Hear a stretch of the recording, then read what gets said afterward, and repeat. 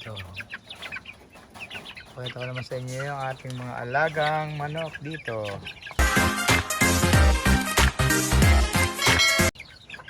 Sa ating mini farm.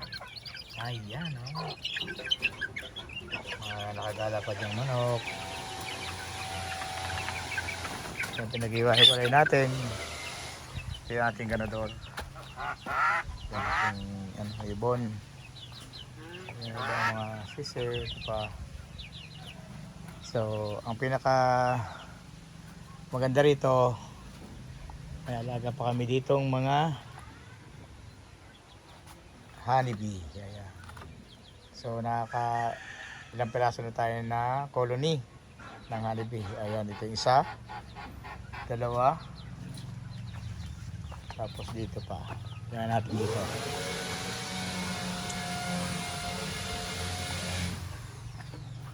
Tatlo. Ayan, iba rin yung bayan niya. Apat. So apat na yung ating lewan dito. Dito naman yung lukot. Ito yung tinatawag na munggo-munggo. Ayan, dito meron tayong isang klase ng lukot na makakuha na rin tayo. Ayan, may mga talong pa siyempre. At yung ating markot na ay nabulaklak na rin. Lamansi. Ayan o. Ayan. So, ayan.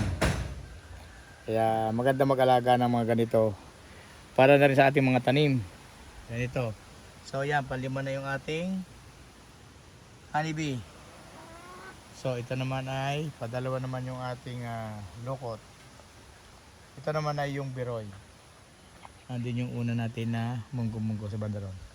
At isa pa yung ating isang biroy na na lukot o stingless bee. So nakatatlo na tayo ng stingless bee na stable na siya.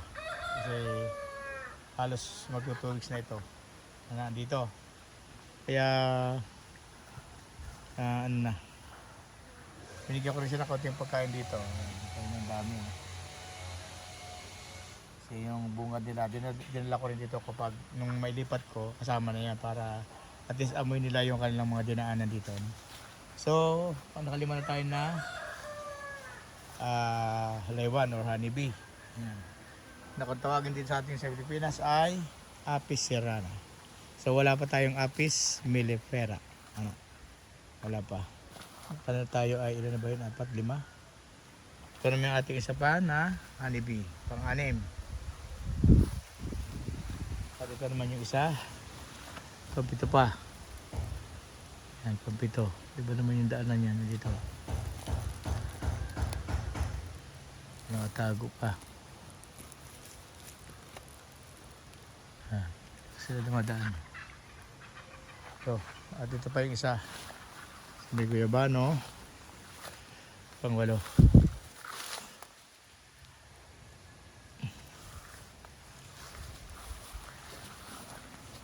Bali, siyam.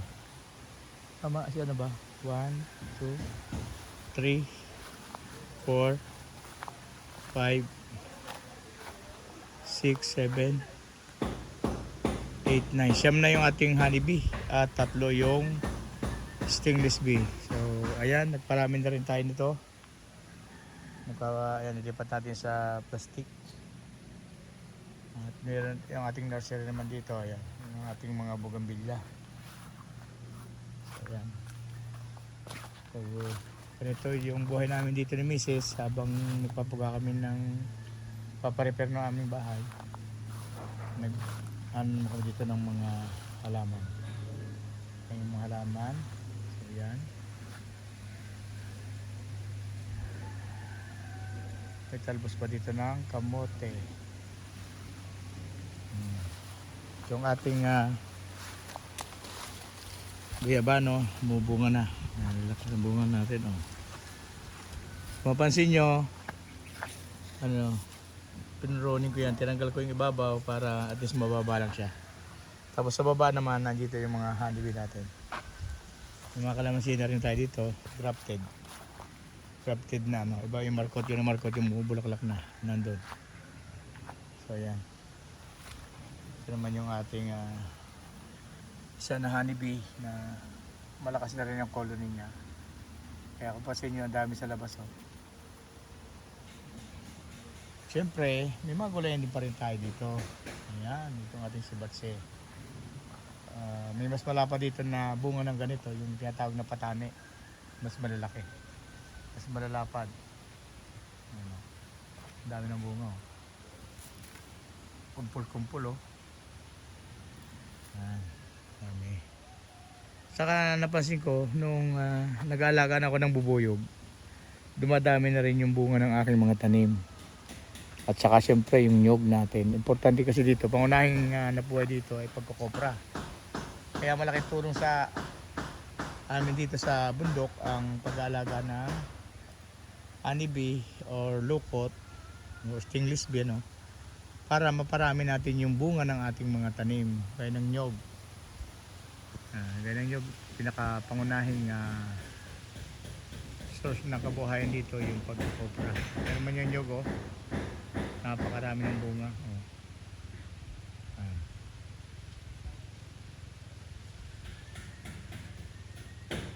Yan. Sinom natin na konti, kaya ganyan. Halos mabunga lahat. Oh.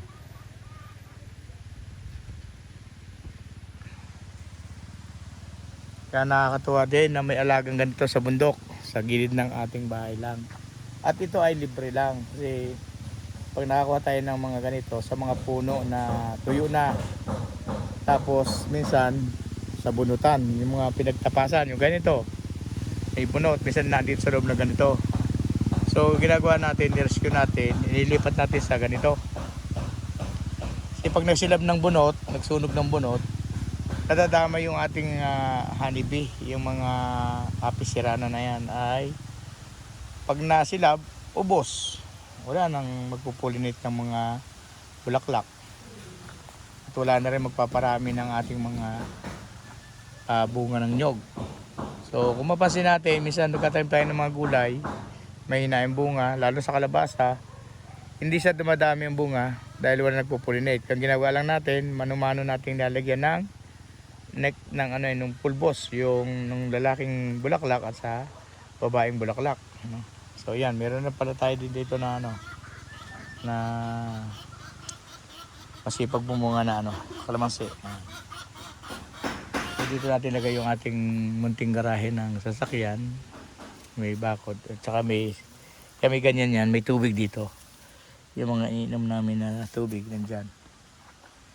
Dahil ginagawa pa nga yung bahay, so hindi pa natin may pasok lahat ng mga gamit natin. So yun. So alagaan natin yung mga honeybee, laywan kung tawagin, apis sirana, no? Yun doon sa isa naman nating taga-pollinate din na napakasipag ay yung ating stingless bee, lukot. Yan, sa ibang lugar may tawag pa dyan, no? Kita nyo ito, mga bulaklak ng ang dami, oh, mga patse. Yan, ito ganito mataba na pwede nang magulay.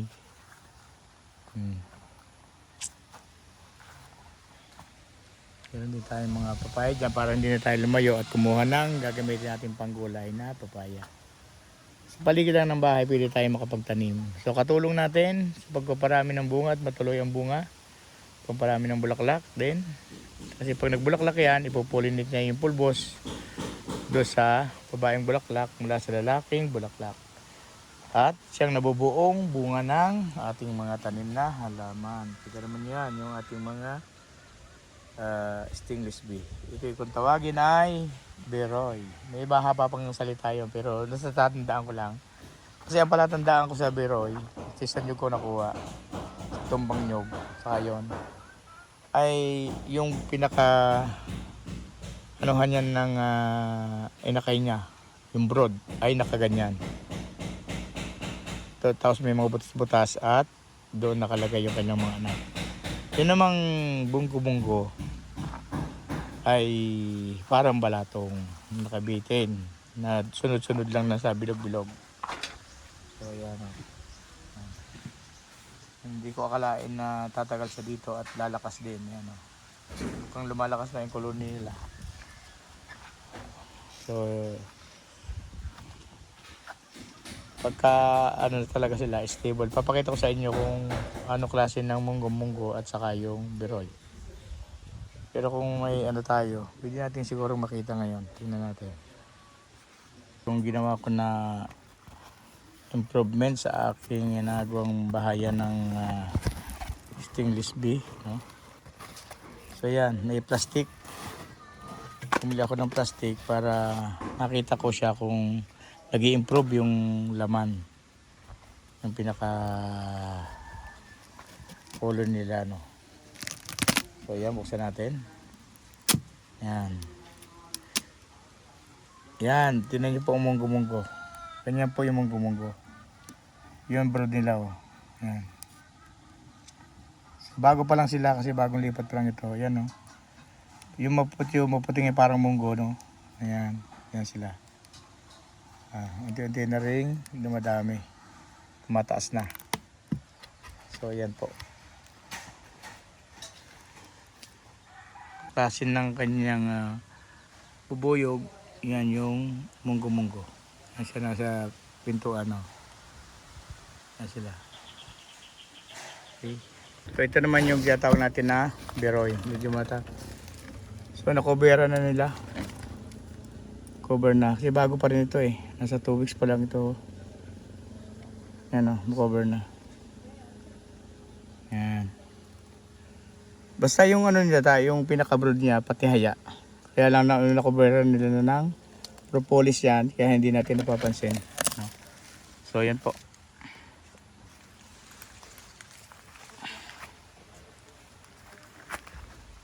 Umupog na. Ang dami na, oh. Dami ko sa mukha. Damit. Kung gusto niyo yung video na ito, like, subscribe, and click the ring. Click the notification bell or bell icon. Diba? Yeah. 2 times para ma-notify po kayo. Yes. Sa mga susunod namin gagawin na videos. Thank you. Bye! Bye-bye.